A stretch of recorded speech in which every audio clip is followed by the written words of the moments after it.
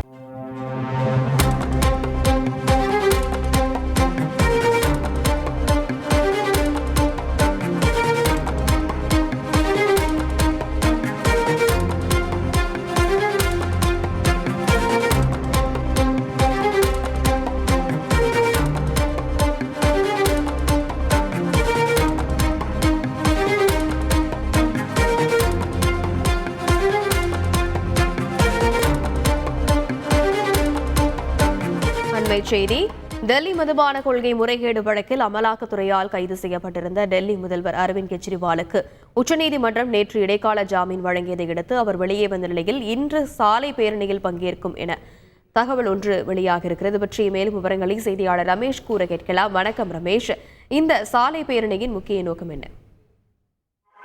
வணக்கம். டெல்லி திஹார் சிறையிலிருந்து வெளியே வந்துள்ள முதல்வர் அரவிந்த் கெஜ்ரிவால் இன்று மாலை தனது முதல் சாலை பேரணியை பங்கேற்கின்றார். குறிப்பாக மதுபான கொள்கை முறைகேடு வழக்கில் அமலாக்கத்துறையால் கைது செய்யப்பட்டிருந்த அரவிந்த் கெஜ்ரிவாலுக்கு உச்சநீதிமன்றம் நேற்று ஜூன் 1 வரை இடைக்கால ஜாமீன் வழங்கியது. குறிப்பாக இந்த ஜாமீன் வழங்கியதற்கான முக்கிய நோக்கம் மக்களவை தேர்தலில் பிரச்சாரம் செய்வதற்கானது. குறிப்பாக ஆம் ஆத்மி கட்சியை பொறுத்தவரை டெல்லி, பஞ்சாப், ஹரியானா உள்ளிட்ட மாநிலங்களில் அந்த கட்சி வலுவாக இருப்பதோடு அங்கு போட்டியும் விடுகிறது. எனவே அங்கு பிரச்சாரம் செய்வதற்கு நோக்கமாக கொண்டு அவருக்கு இந்த ஜாமீன் என்பது வழங்கப்பட்டிருக்கின்றது.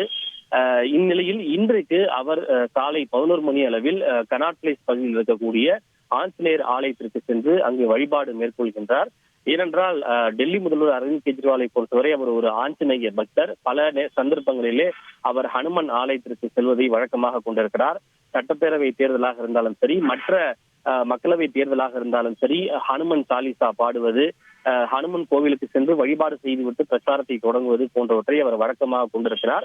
இந்நிலையில் தான் சிறையிலிருந்து வெளியே வந்த அவர் முதல் நிகழ்வாக ஹனுமன் கோவிலுக்கு சென்று விட்டு தன்னுடைய இதர பணிகளை அவர் தொடங்க இருக்கின்றார். அதனைத் தொடர்ந்து மதியம் 1 மணி அளவிலே ஆம் ஆத்மி கட்சியினுடைய அலுவலகத்தில் நடைபெறக்கூடிய செய்தியாளர் சந்திப்பில் முதல்வர் அரவிந்த் கெஜ்ரிவால் பங்கேற்கிறார். அதனைத் தொடர்ந்து மாலை 4:30 மணி அளவில் தெற்கு டெல்லியில் நடைபெறக்கூடிய சாலை பேரணியிலே அரவிந்த் கெஜ்ரிவால் பங்கேற்கிறார். குறிப்பாக தெற்கு டெல்லியில் உள்ள மெஹராலி மார்க்கெட் என்னும் பகுதியிலிருந்து அவருடைய சாலை பேரணி தொடங்க இருக்கின்றது.